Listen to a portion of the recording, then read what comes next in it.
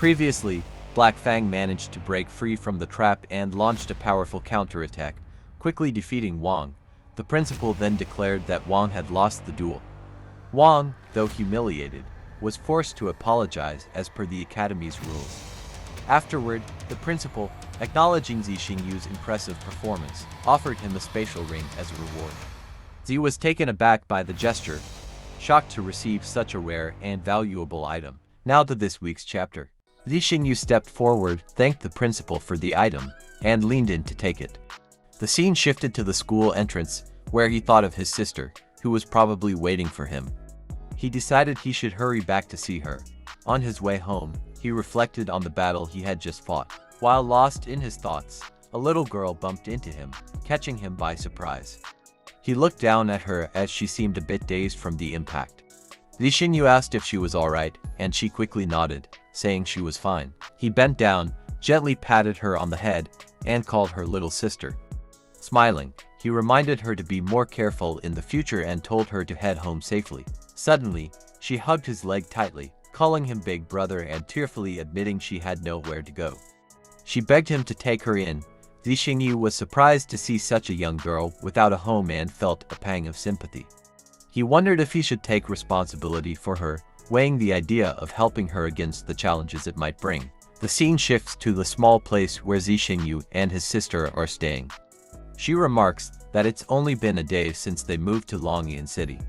She's clearly frustrated, scolding Zi for bringing the little girl home. She questions if he took the girl away from her parents, while Zi looks confused, explaining that he was only trying to help her. Meanwhile, the little girl looks up at him with hope in her eyes, silently wishing she could stay with him. Zi Xingyu calls out to his sister, asking her to give him a moment so he can explain everything. Red marks from her scolding are still visible on his head, and she remains upset, questioning how he could explain suddenly bringing a little girl home.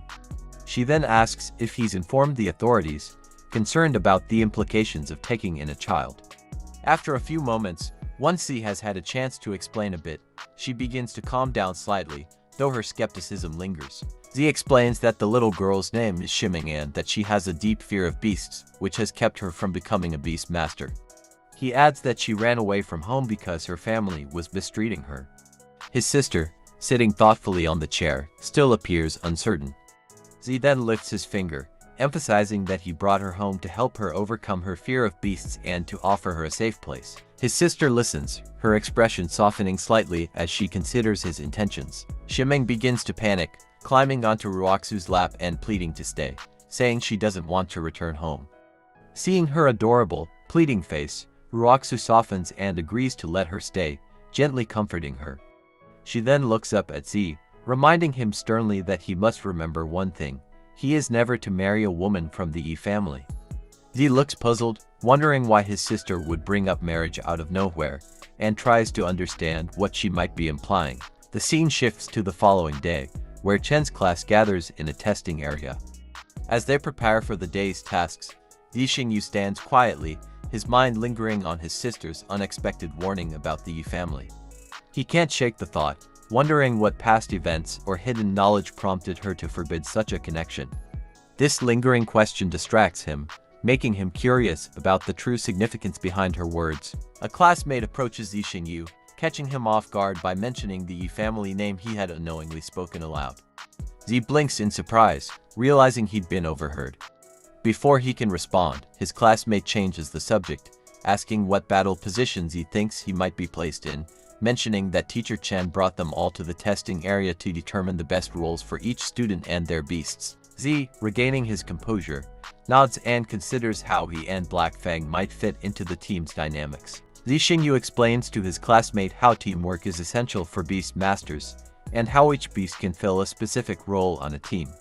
He lists the roles: shooter beasts, which specialize in long-range attacks to deal damage from a distance; mage beasts, which excel in group battles and can deal heavy area of effect damage with their control abilities; tank beasts, known for their strong defense and healing skills, often acting as shields to protect the team; assassin beasts, which are highly mobile and excel at taking down low-health targets with high attack power; and finally, support beasts, which enhance the abilities of the team as a whole.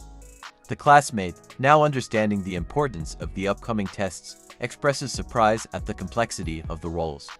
He then asks Z what position he thinks would be the best for his storm butterfly. Chen, noticing the students talking, quickly interjects, warning them that talking during his class is not allowed. The classmate immediately apologizes to Chen, while Zixingyu remains quiet, not wanting to cause any more problems. Chen, now with a serious expression, stands with his hands behind his back and announces that the students will summon their beasts in the order of their student IDs. He explains that they will undergo a test to determine the best position for each student within a beast team, based on the abilities and characteristics of their summoned beasts. The atmosphere shifts as the students prepare for the test, each wondering how their beasts will perform. As Chen calls out Songhu, he states that his beast has powerful defense, making it perfect for the tank position. The students nod in agreement, knowing how important it is to have a strong defender in a team battle. Then, Chen calls out the student who was talking earlier, Xingyu, explaining that his storm butterfly is excellent for wide area water attacks, making it ideal for the mage position. The classmates are impressed by the butterfly's abilities. Finally, Chen calls out Xingyu. As he steps forward, his classmates whisper among themselves, eagerly wondering what position he will be assigned. Xingyu smiles confidently, walking to the center. Chen observes Xingyu carefully and asks if he is ready for the first test, the attack power test. Xingyu smiles, his confidence unwavering. He raises his arm, summoning Black Fang. As he does, a circle of energy appears beneath him, swirling with flames. The air seems to grow heavy with anticipation as Black Fang materializes, surrounded by a red and black aura. The beast stands tall and imposing, its eyes glowing with intensity, ready for the test ahead. The class watches in awe, curious to see how Black Fang will perform in this first challenge. The energy in the air crackles, and the students wait for Chen to give the signal to begin. Chen nods to begin the test. Xingyu commands Black Fang to use Hell Howl. The beast's eyes flare as it releases a powerful blast of fire. The explosion hits the target hard, shaking the ground and sending smoke into the air. The class watches in silence, amazed by the power of the attack. Chen remains calm but is clearly surprised by how much damage Black Fang's Hell Howl caused. When the smoke clears, the screen shows the effect called triple damage. The damage number displayed is 6,371. Seeing the damage on the screen, Chen thinks to himself about how most Beast Master's special attack damage usually ranges between 500 to 1500. He struggles to believe that Xixinyu's beast landed a triple critical hit over 2000. Chen can't help but wonder if there is more to Black Fang than meets the eye, and he begins to reconsider his initial judgment of the beast's potential. Meanwhile, Xingyu calls out to Chen, questioning that based on his damage, he should fit the assassin role. He begins to say more, but Chen cuts him off with a serious look, stating that there are still other tests to complete before any conclusions can be made. As Chen watches closely, he thinks about testing Xixinyu's potential further, curious to see just how far his abilities can reach. They move to the range test, where Z commands Black Fang to use the skill Hellfire. The beast releases a concentrated burst of flames, and Wisheng, still in shock, exclaims that the range of Black Fang's attack is at least 800 meters. He turns to Z and asks if he should consider becoming a shooter, given the impressive range. Next, they move to the defense test. Wisheng watches intently as Black Fang stands firm against the incoming assault. Despite the attack from Chen's extraordinary beast, the ice armor turtle, Black Fang's defenses hold strong.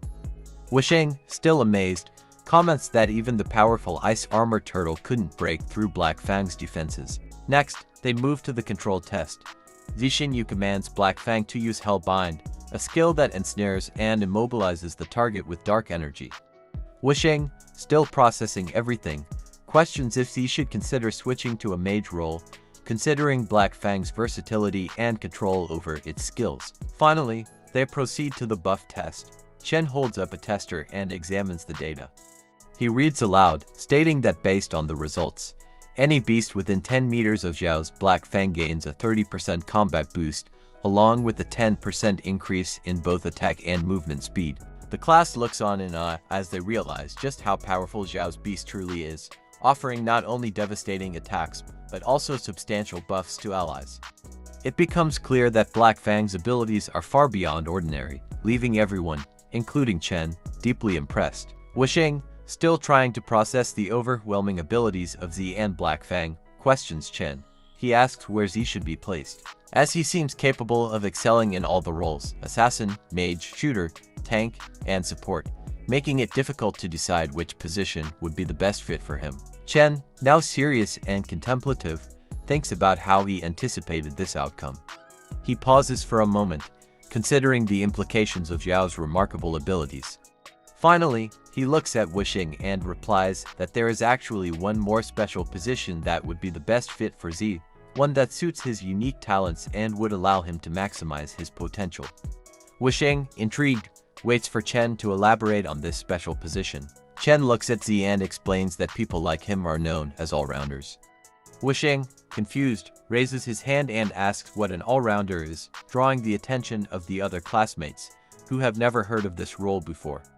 Chen points at Z and explains that a beast master who is powerful and excels in all positions is given the title of an all-rounder, a rare and highly valued role.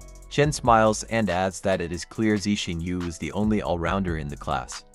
Z smiles, feeling a sense of happiness and relief, finally able to be proud after all the hardships he faced before meeting Black Fang. Suddenly, Wuxing calls out, amazed at Zhao's abilities. Other classmates gather around, congratulating him for becoming an all-rounder. Z, feeling shy about all the attention, replies to Wuxing that being an all-rounder isn't a big deal. Meanwhile, Chen closes his eyes and warns Z not to get too excited. He explains that while all-rounders are rare, they are not unheard of. Chen continues, stating that the freshman data isn't fully sorted yet, but so far, Z is the only all-rounder in the class. He then mentions that in the second year, there are two all-rounders, Yi Shuanging and Han Tianjun. In the third year, Marong Qingyang and Li Zhuancheng hold that title. Chen looks at Z, telling him that he needs to keep working hard, as there are other all-rounders who are stronger than him. After class, Z decided to head home, but as he walked down the street, he thought about the upcoming freshman ranking competition. He realized that this might be a good time to get some beast nutrient boosters to prepare himself and Black Fang for the competition. With that in mind, he changed direction and decided to head to the store for the boosters instead of going straight home. Z stopped in his tracks as a group of people blocked his path. One of them smirked and asked where Z thought he was going. Annoyed, Z raised an eyebrow and questioned who they were to stop him. The leader of the group, wearing a confident grin, stepped forward and introduced them as the Black Tiger Guild. He mocked Z for not recognizing them. The members of the group looked at him with a mix of amusement and hostility, as one of them commented that Z was looking for trouble. Just then, Wang Yan stepped out from behind the group, wearing an evil grin. He smiled maliciously and told President Lei not to waste words on someone like Z. Wang Yan then suggested they break Zhao's legs and questioned if he still dared to act cocky in front of them. Lei listened to Wang Yan, calling him young master, as the group advanced towards Z, ready to hurt him. Lei smirked and commented that Z had messed with the young master, and now his luck had run out. Wang Yan watched with satisfaction from the side, enjoying the situation. Z, however, called out to Lei, noticing the stars on the chest of each group member. He recognized that they were all 3 and 4-star beast masters, which made him question why Lei would bother bullying a 1-star beast master like himself. Anger mixed with frustration as Z asked why they were targeting someone so low-ranked. Wang, visibly annoyed, called out in response to Zhao's question. He angrily stated that, yes, he was bullying him and mockingly questioned what Z was going to do about it. Lei, with a calm smile, gathered purple energy around his hands. He turned to Wang and commented, telling him to calm down, assuring him that he would handle this problem right then and there. With an evil grin, Lei called out his beast. A massive white tiger materialized beside him, its fur gleaming with an otherworldly glow. It let out a powerful roar, showing its readiness for battle, its eyes locked onto Z with an intimidating intensity. The air around them seemed to tense as the beast prepared to unleash its power. Lei's expression turned into one of fury as he shouted the command for his white tiger to attack. The tiger lunged forward with incredible speed, its claws aimed at Z, but Z stood firm, his focus unwavering. Without hesitation, he called out to Black Fang. The red and black beast dashed forward, its form a blur as it moved towards the white tiger. Before the massive tiger could react, Black Fang struck with precision, sinking its claws into the back of the tiger's neck. The white tiger howled in pain, a screech that echoed through the air, before Black Fang forced it into the ground with a brutal slam. The impact was so powerful that a cloud of dust and debris erupted from the force, momentarily obscuring the battlefield. Lei's eyes widened in shock, his beast pinned down and clearly outmatched, while Z remained calm, watching as Black Fang stood protectively in front of him. As the battle raged on, Lei's shock deepened. He could hardly believe that a one-star beast like Xiao's Black Fang was holding its ground against his powerful level 4 white tiger. Both beasts roared at each other, each trying to overpower the other, but Black Fang was proving to be an unexpected challenge. Lei couldn't comprehend how this low-level beast was so strong, and he struggled to come to terms with it. Realizing that brute strength alone wasn't going to win the fight, Lei's smile turned sinister. His eyes glinted with malice as he stepped forward, calling out to Z. "If your one-star beast is so strong, then prove it," Lei sneered.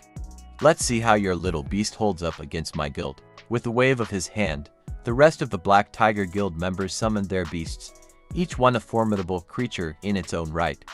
There were level 3 and level 4 beasts among them, all glaring at Z and Black Fang, confident that this would be an easy victory. Z, however, stood tall, refusing to back down. He knew that he was facing an overwhelming number of opponents, but with Black Fang by his side, he had no intention of running. The fight was far from over, and he was ready to stand his ground. Suddenly, a voice called out, announcing that they would accept the challenge. The voice told Lei that they would see whose guild was truly stronger. Lei and his group immediately recognized the voice, and as they looked over, Lei's hopes began to fade. He feared it was exactly who he thought it was. The lady Z had helped on the train appeared, confidently stating that her Celestial Guild was still superior to the Black Tiger Guild. She added that while she was happy to let Lei test his strength, she was certain her guild would prevail. Her guild members stood at the ready, prepared for battle. Z, who had been focused on the fight, was shocked to see her again. He hadn't expected the situation to escalate so quickly or for her to intervene, but now he realized he wasn't alone in facing this threat. The tension in the air grew thicker as both guilds prepared to clash. Thanks for watching. If you enjoyed it, please subscribe and like. It really helps me out.